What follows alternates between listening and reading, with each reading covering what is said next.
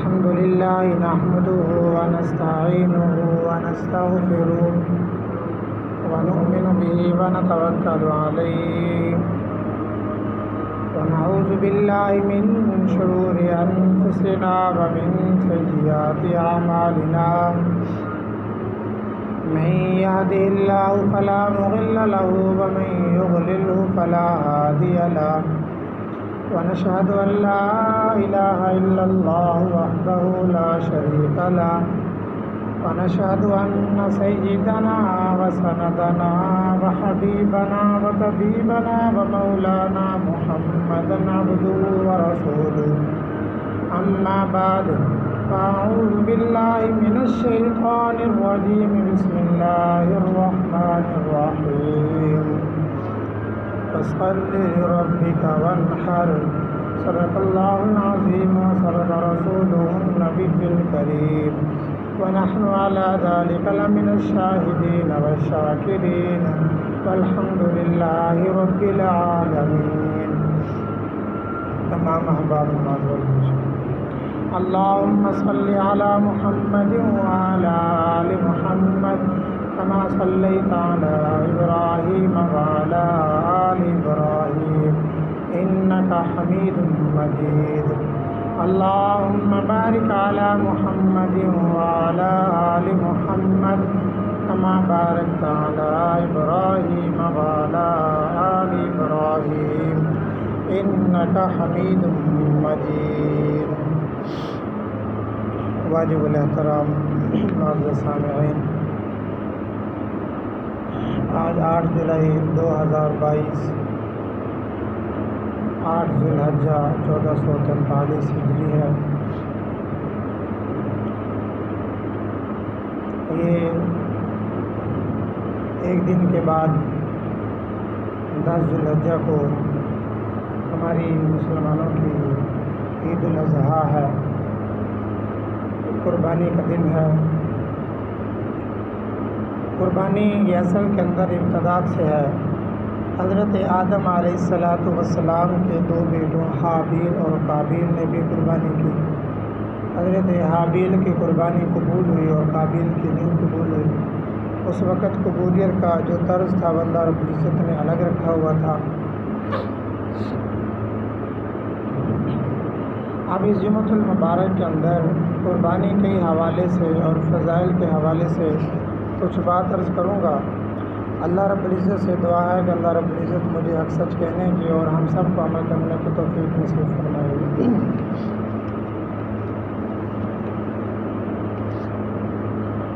حدیث پاک کے اندر آتا ہے کہ 10 ذو الحجہ کو یعنی کہ قربانی والے دن جانور کو ذبح کرنے سے، قربانی کرنے سے افضل کوئی عمل نہیں ہے. 10 ذو الحجہ کو سب سے افضل جو عمل ہے وہ قربانی کرنا ہے. حضرت عائشہ رضی اللہ تعالیٰ عنہ فرماتی ہیں کہ اللہ کے نبی صلی اللہ علیہ وسلم نے فرمایا کہ قربانی والے دن قربانی کرنے سے افضل کوئی عمل نہیں ہے، اور فرمایا کہ جس جانور کو قربان کیا جاتا ہے یہ جانور اپنے بال، اپنے سنگوں اور کھروں کے ساتھ دن قیامت کے آئے گا اور نامہ اعمال کے اندر اضافے کا ذریعہ اور سبب بنے گا. اور فرمایا کہ خون جانور کے زمین پر گرنے سے پہلے درجہ قبولیت حاصل ہو جاتی ہے. اس لیے حضرت عائشہ رضی اللہ تعالیٰ عنہ نے فرمایا کہ قربانی خوش دلی سے کیا کرو، خوشی سے کیا کرو. اپنے آپ کے اوپر بوجھ سمجھ کر قربانی نہیں کرنی چاہیے. حضرت ابن عمر رضی اللہ عنہ فرماتے ہیں کہ میں آقا نامدار صلی اللہ علیہ وآلہ وسلم کے ساتھ مدینہ طیبہ کے اندر 10 سال رہا اور 10 سال اللہ کے نبی صلی اللہ علیہ وسلم نے قربانی کی. حضرت عائشہ رضی اللہ تعالیٰ عنہ فرماتی ہیں حضور آقا نامدار صلی اللہ علیہ وآلہ وسلم 10 ذو الحجہ کو خاص جانور منگواتے اور پھر اللہ رب العزت کے رستے کے اندر اسے قربان کرتے. اب دیکھو اس سے یہ ثابت ہوا کہ اللہ کے نبی صلی اللہ علیہ وسلم خود قربانی کیا کرتے تھے. ایک دوسری حدیث کے اندر ہے حضرت عائشہ رضی اللہ تعالیٰ عنہ نے فرمایا کہ جانور کو جب ذبح کیا جاتا ہے تو جانور کے زمین پر خون گرنے سے پہلے وہ جو جانور کی جو قربانی ہوتی ہے وہ اللہ کی بارگاہ میں قبول ہو جاتی ہے اور یہ جانور دن قیامت کے اپنے کھروں اور بال اور سینگوں کے ساتھ آئے گا اور نامہ اعمال کے اندر اضافے کا ذریعہ بنے گا۔ ایک حدیث کے اندر آتا ہے کہ حضرت انس رضی اللہ عنہ فرماتے ہیں کہ اللہ کے نبی صلی اللہ علیہ وسلم 10 ذی الحجہ کو یعنی کہ قربانی والے دن 2 سفید اور سیاہ بڑے سینگوں والے مینڈوں کو منگواتے اور پھر اپنے پاؤں مبارک اس مینڈوں کی گردن کے پاس رکھتے اور اپنے ہاتھ سے ان جانوروں کو مینڈوں کو ذبح کرتے اور ایک کو ذبح کر کر کہتے یہ میری طرف سے ہے اور دوسرے کو ذبح کرتے تو کہتے ہیں کہ یہ میری امت کی طرف سے ہے۔ اسی طرح ایک اور حدیث کے اندر آیا، حضرت جابر رضی اللہ عنہ کی سے روایت ہے، فرمایا کہ میں نے اللہ کے نبی صلی اللہ علیہ وسلم کے ساتھ عید والے دن نماز عید الاضحیٰ پڑھی۔ حضور صلی اللہ علیہ وسلم جب گھر واپس آئے تو حضور آقا نامدار صلی اللہ علیہ وسلم نے قربانی کے 2 سفید اور سیاہ بڑے سینگوں والے مینڈے منگوائے اور ان کو اللہ کے نبی صلی اللہ علیہ وسلم نے خود ذبح کیا اور کہا بسم اللہ اللہ اکبر، دعا بھی پڑھی۔ تو ان روایات سے یہ ثابت ہوتا ہے کہ حضور آقا نامدار صلی اللہ علیہ وسلم نے جو مدینہ طیبہ کے اندر 10 سال گزارے ہر سال قربانی کی، اور حضور صلی اللہ علیہ وسلم نے جو قربان جانور کیا، ان حدیث سے یہ بھی ثابت ہوتا ہے کہ جانور کو تلاش کرنا، خوبصورت سے خوبصورت تلاش کرنا، یہ اللہ کے نبی صلی اللہ علیہ وسلم کی سنت ہے، اور جانور کو خود ذبح کرنا یہ بھی حضور آقا نامدار صلی اللہ علیہ وسلم کی سنت ہے۔ اور فرمایا کہ چھری کو تیز کرنا یہ بھی میرے اور آپ کے آقا نامدار صلی اللہ علیہ وسلم کی سنت ہے۔ ذبح کرتے وقت دعا پڑھنا یہ بھی میرے اور آپ کے نبی صلی اللہ علیہ وسلم کی سنت ہے، اور دوسروں کی طرف سے قربانی کرنا یہ بھی میرے اور آپ کے نبی صلی اللہ علیہ وسلم کی سنت ہے۔ تو ہمیں چاہیے کہ ہم جس طرح کی اپنی قربانی کرتے ہیں، اپنی قربانیوں کے ساتھ ساتھ ہمارے جو والدین جو ہمارے بڑے اس دنیا فانی سے جا چکے ان کی طرف سے بھی قربانی کریں۔ قربانی تو ہماری طرف سے ہی ہوگی لیکن ثواب کے اندر وہ بھی شامل ہو جائیں گے۔ قربان تو ہم کریں گے لیکن ثواب ان کو بھی پہنچے گا۔ اس لیے اللہ کے نبی صلی اللہ علیہ وسلم جو جانور امت کی طرف سے قربان کرتے تو امت کے وہ لوگ جو قربان نہیں کر سکتے تھے ان کو ثواب کے اندر شامل کرنا مقصود تھا۔ اور ایک قربانی اگر اللہ رب العزت نے ہمت اور طاقت اور استطاعت دی ہے تو ایک قربانی آقا نامدار صلی اللہ علیہ وسلم کی طرف سے بھی کی جائے، لیکن یہ ساری کی ساری نفل قربانی تب ہے جب اپنی قربانی بندہ کرے۔ اپنی قربانی پہلے ہے، اپنے اوپر قربانی واجب ہے، بندہ یہ کہے کہ میں تو اپنے والد مرحوم کی طرف سے قربانی کروں گا، نہیں، بلکہ جو پہلے واجب قربانی ہے وہ ادا کرے اور اس کے بعد پھر اپنے والدین اور حضور آقا نامدار صلی اللہ علیہ وسلم کی طرف سے پھر جو بھی نفل کسی کی طرف سے قربانی کرنا چاہے وہ قربانی کر سکتا ہے۔ حضرت ابن عمر رضی اللہ عنہ سے سوال کیا گیا کہ قربانی کیا ہے؟ حضرت عبداللہ ابن عمر رضی اللہ عنہ نے فرمایا کہ قربانی یہ اللہ کے نبی صلی اللہ علیہ وسلم نے کی اور مسلمانوں نے کی، اس لیے ہم بھی قربانی کرتے ہیں۔ چنانچہ پھر سوال دہرایا گیا، سائل نے پھر پوچھا کہ ابن عمر قربانی کیا ہے؟ تو حضرت ابن عمر نے فرمایا کہ اللہ کے نبی صلی اللہ علیہ وسلم نے قربانی کی ہے اور اصحاب مسلمانوں نے قربانی کی ہے، اس لیے ہم بھی قربانی کرتے ہیں۔ اور پھر حضرت ابو عبید بن ابن الظہیر رحمۃ اللہ علیہ فرماتے ہیں کہ میں نے رضی اللہ عنہ فرماتے ہیں کہ میں نے حضور آقا نامدار صلی اللہ علیہ وسلم کے ساتھ نماز عید الاضحیٰ پڑھی اور حضور صلی اللہ علیہ وسلم نے فرمایا کہ آج روزہ حرام ہے، یعنی کہ 10 ذی الحجہ کو روزہ حرام ہے، باقی سال کے اندر 4 دن ہیں، عید الفطر کا دن اور 3 بڑی عید کے دن، ان 3 اور چھوٹی عید کا دن، یہ 4 دنوں کے اندر روزہ حرام ہے۔ حضور آقا نامدار صلی اللہ علیہ وسلم نے فرمایا اے ابو عبید آج روزہ حرام ہے اور آج گوشت کھانے کا دن ہے۔ حضرت انس رضی اللہ عنہ فرماتے ہیں کہ میں نے اللہ کے نبی صلی اللہ علیہ وسلم کے ساتھ وقت گزارا، حضور آقا نامدار صلی اللہ علیہ وسلم ہر سال 2 قربانی کیا کرتے تھے۔ حضرت امی عائشہ رضی اللہ عنہ فرماتی ہیں کہ حدیث پاک کے اندر آتا ہے کہ جب ہم قربانی کو ذبح کرنے کے بعد میں گوشت کو نمک لگا دیتی، جب آقا نامدار صلی اللہ علیہ وسلم مجھ سے گوشت منگواتے تو میں جا کر گوشت پیش کر دیتی۔ ایک حدیث پاک کے اندر آتا ہے اللہ کے نبی صلی اللہ علیہ وسلم نے فرمایا کہ عید والے دن، بڑی عید کے دن اللہ رب العزت کو سب سے زیادہ پیسہ پسند وہی ہے جو قربانی والے جانور کے اوپر لگایا جائے۔ سب سے زیادہ پیسہ پسند اللہ رب العزت کو ہے جو قربانی والے جانور کے اوپر لگایا جائے، جو ہم قربانی کا جانور خریدتے ہیں۔ اور پھر قربانی کرنے کے بعد ایک دعا ہے جو مسنون ہے، یہ دعا ہمیں پڑھنی چاہیے، اللہم تقبل منی کما تقبلت من حبیبک محمد و خلیلک ابراہیم علیہ السلام۔ یہ مسنون عمل ہے، یہ ہمیں چاہیے کہ ہم بھی قربانی کے بعد یہ دعا پڑھیں۔ باقی قربانی کس کے اوپر واجب ہے اس کی تفصیل پچھلے جمعے تقریباً آ چکی تھی کہ جو صاحب نصاب اور مقیم ہو، مسلمان اور آزاد ہو اور بالغ ہو، اس کے اوپر قربانی واجب ہے۔ صاحب نصاب ہونے کے لیے 5 چیزیں ہیں، ان میں سے ایک سونا ہے، چاندی ہے اور نقدی رقم ہے، مال تجارت ہے اور زیادہ ضرورت سامان ہے۔ جس کے پاس ان 5 رقموں کو، ان 5 چیزوں کو ملا کر جس کے پاس کسی ایک نصاب کی قیمت بنتی ہے، سونے کی قیمت 7.5 تولے یا پھر چاندی کی 52.5 تولے چاندی کی قیمت کے برابر رقم بنتی ہے، ایسے شخص کے اوپر قربانی واجب ہے۔ اور یہاں پر ایک بات ذہن کے اندر رکھے، زیادہ ضرورت سامان کا مطلب یہ سمجھ لیں کہ جو ہماری ضرورت سے زیادہ سامان ہے۔ آسان مفہوم اس کا یوں سمجھیے گا کہ گھروں کے اندر وہ سامان جو پورا سال استعمال نہیں ہوتا، وہ ہماری ضرورت سے زائد ہے۔ اور اسی طرح ایک بندے نے ایک پلاٹ لے رکھا ہے اور وہ استعمال کے اندر نہیں ہے، یہ بھی ضرورت سے زائد ہے اس کا۔ ایک دکان لے رکھی ہے لیکن استعمال میں نہیں ہے، یہ بھی ضرورت سے زائد ہے۔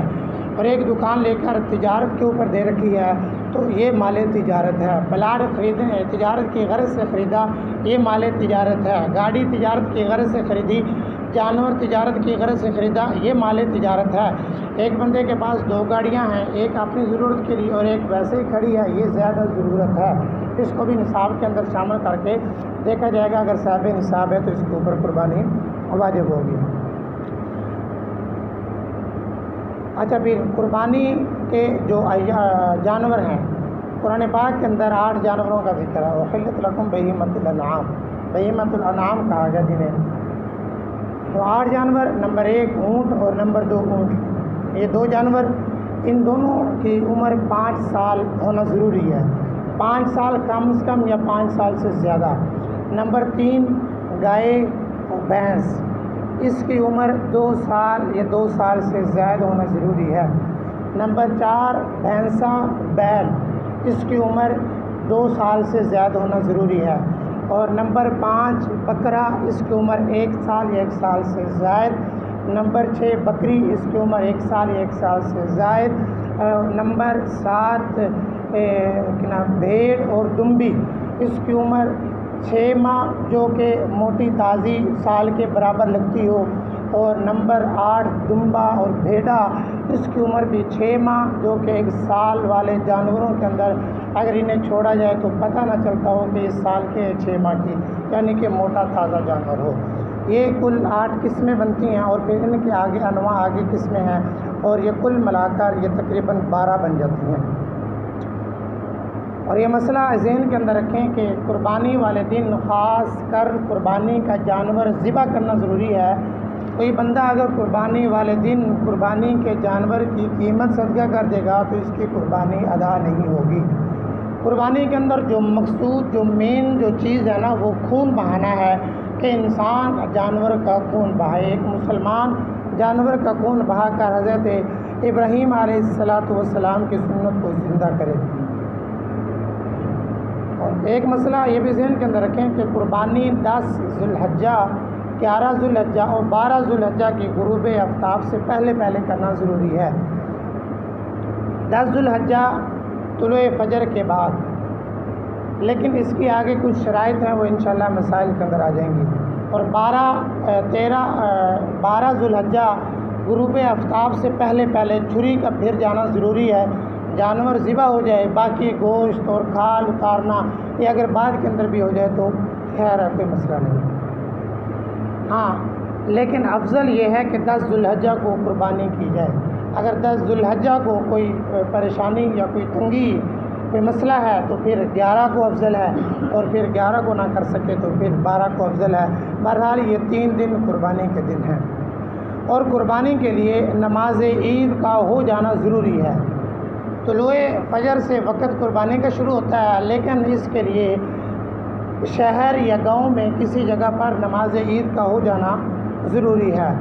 ہاں، جو دیہات، جو جنگلات ہیں جہاں پر اب تو وہ تقریباً نہیں ہے، لیکن بعض جگہوں پر ہیں جہاں پر وسائل نہیں ہیں، سپیکروں کا انتظام بھی نہیں ہے، دور دراز مساجد بھی نہیں ہے، کچھ انتظام نہیں ہے، جنگلات ہیں، وہاں پر طلوع فجر کے بعد قربانی کرنا ٹھیک ہے۔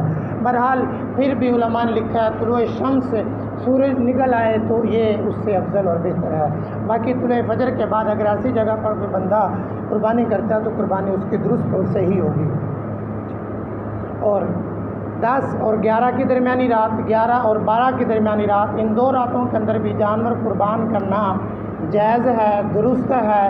اگر اندھیری کی وجہ سے کھال اتارنے میں یا گوشت بنانے میں یا ذبح صحیح نہ کرنے کا کوئی شک اور شبہ ہو تو پھر یہ مناسب نہیں ہے راتوں کو۔ اگر ہاں لائٹنگ کا انتظام اچھا ہے تو پھر رات کو بھی قربانی کرنا ٹھیک ہے۔ اور ایک بات یہ بھی ذہن کے اندر رکھیں کہ شہر کے اندر کسی ایک جگہ پر نماز عید کا ہو جانا قربانی کے لیے کافی ہے۔ قربانی کرنے والے کے لیے نماز عید کا پڑھنا بھی ضروری نہیں ہے۔ جس محلے کے اندر قربانی کی جا رہی ہے اس محلے کے اندر نماز عید کا ہو جانا بھی ضروری نہیں ہے۔ ہاں، اگر شہر کے اندر کسی ایک جگہ پر نماز عید ہوگی، سمجھو قربانی کا وقت شروع ہو چکا ہے، قربانی کر سکتے ہیں۔ بہرحال قربانی کی نماز عید الاضحیٰ پڑھنا واجب ہے، اس لیے نماز پڑھنا ضروری ہے، پڑھنی چاہیے۔ اور ایک بار یہ ذہن کے اندر رکھیں کہ نماز عید الاضحیٰ پڑھی اور اس کے بعد ہم نے قربانی کر لی، بعد کے اندر پتہ چلا کہ کسی وجہ سے نماز ہی ہماری درست نہیں ہوئی، کچھ عیب پایا گیا یا کوئی وجہ بنی، تو اب کیا جس نے قربانی کر لی دوبارہ قربانی کرے گا یا اس کی جو قربانی ہو چکی وہی کافی ہوگی؟ جو اس نے قربانی کر لی، اکثر علماء کی رائے یہی ہے، اس کے لیے یہی کافی ہے۔ اور ایک بات اور بھی ذہن کے اندر رکھیے گا، ایک ہوتا ہے موکل اور ایک ہوتا ہے وکیل۔ ایک بندے کی طرف سے قربانی کی جا رہی ہوتی ہے اور ایک بندہ وکیل بن کر قربانی کر رہا ہوتا ہے۔ یاد رکھنا دونوں کے لیے ایک ایک شرط ہے۔ جس کی طرف سے قربانی کی جا رہی ہے وہاں پر طلوع فجر کا ہو جانا ضروری ہے، اور جو قربانی کر رہا ہے اس جگہ پر نماز عید الاضحیٰ کا ہو جانا ضروری ہے۔ اب دیکھو، اب سعودیہ کے اندر کل عید ہے، اگر کوئی بندہ یہاں کا وہاں پر پیسے بھیج کر اپنی قربانی کرواتا ہے، کل اگر وہاں پر قربانی اس بندے کی ہوگی تو اس بندے کی قربانی نہیں ہوگی، کیونکہ اس کا جو وقت قربانی کا ابھی تک شروع ہی نہیں ہوا۔ اب سعودیہ والے کسی کی شخص کی طرف سے یہاں پر قربانی 12 کو کی جاتی ہے، کیونکہ ان کا جو وقت عید کا تیسرا دن 11 کو ختم ہو چکا ہمارے ہاں، تو اگر 12 کو یہاں پر قربانی کی جائے گی تو ان کی طرف سے قربانی ادا نہیں ہوگی، کیونکہ ان کا وقت قربانی کا ختم ہو چکا ہے۔ وکیل موکل دونوں کی طرف سے وقت کا پایا جانا ضروری ہے، موکل کی طرف سے وقت کا پایا جائے اور وکیل کی طرف سے عید الاضحیٰ کا پڑھا جانا ضروری ہے۔ مثال کے طور پر اگر کراچی ایک شخص رہتا ہے، وہ اپنی طرف سے قربانی کروانا چاہتا ہے اور راولپنڈی کے اندر اس کا کوئی دوست وکیل کوئی رشتہ دار قربانی کرنا چاہتا ہے، تو کراچی کے اندر طلوع فجر کا ہو جانا ضروری ہے اور راولپنڈی کے اندر نماز عید الاضحیٰ کا ہو جانا ضروری ہے۔ اگر اس کے الٹ ہوا تو پھر قربانی ہی نہیں ہوگی۔ اور بعض وہ شہر وہ ممالک کہ جن کا وقت کے اندر فرق ہے، مثلا ایک شہر ایک ملک کا 5 گھنٹوں کا فرق ہے، وہاں پر رات کا 1 بجے، ہمارا یہاں پر 6 بجے، ہم نے 6 بجے نماز عید الاضحیٰ پڑھی، ہم نے ان کی طرف سے قربانی کر لی۔ یاد رکھنا ان کی ابھی تک طلوع فجر نہیں، ان کی طرف سے قربانی ادا نہیں ہوگی جب تک کہ ہم 10-11 بجے تک کا انتظار کریں گے، ان کا وقت شروع ہوگا اور پھر جا کر ہم قربانی کر سکیں گے۔ نابالغ بچے کی طرف سے اگر وہ صاحب نصاب ہے تو بھی قربانی نہیں ہے۔ اگر بچہ ہے، یتیم ہے یا ویسے صاحب نصاب مالدار ہے، اس کی طرف سے اگر وہ مالدار ہے پھر بھی اس کی طرف سے قربانی نہیں ہے، کیونکہ وہ نابالغ ہے۔ ہاں، اگر قربانی کر لی تو پھر کیا کرے گا؟ اگر قربانی کر لی تو اس کا جو گوشت ہوگا یہ صدقہ نہیں کر سکتا، یہ تقسیم نہیں کر سکتا، کیونکہ بچہ اور بچے کی اجازت قابل قبول نہیں ہے۔ پھر کیا کیا جائے گا؟ اس بچے کے گوشت کو کسی ایسی ضرورت میں استعمال کیا جائے گا کہ جس کے اندر بچے کو ہی فائدہ اور اس کے علاوہ کوئی اور فائدہ نہ اٹھائے۔ ایک شخص غریب تھا، اب جو صاحب نصاب ہونے کی جو شرائط ہیں یہ 10، 11 اور 12 غروب آفتاب سے پہلے دیکھی جائے گی۔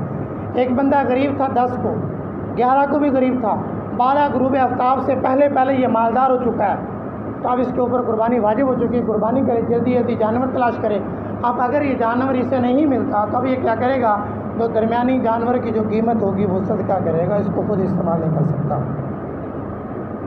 ایک بندہ مالدار تھا، اس نے ایک جانور خریدا، 10 کو نہیں کیا، 11 کو نہیں کیا، 12 غروب آفتاب سے پہلے یہ شخص غریب ہو گیا۔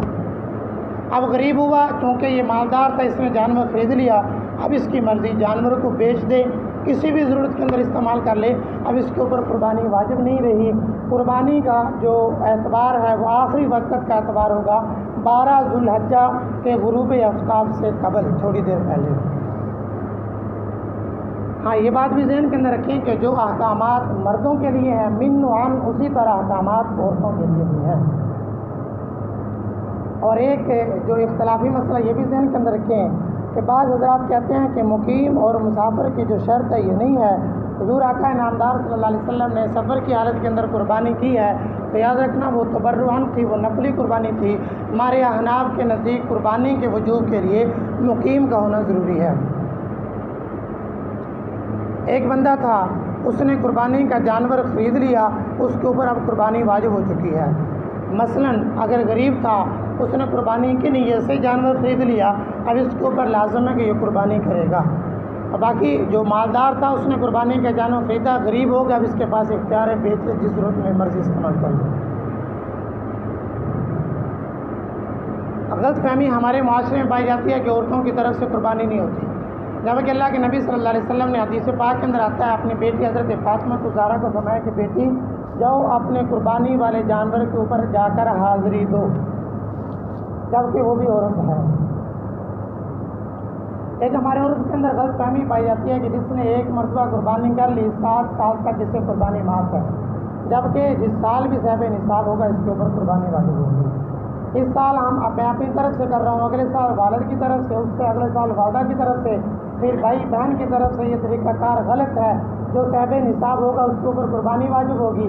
گھر کے اندر ایک صاحب نصاب 1 قربانی، 2 صاحب نصاب 2 قربانیاں، 3 4 5 10 صاحب نصاب 10 قربانیاں واجب ہوں گی۔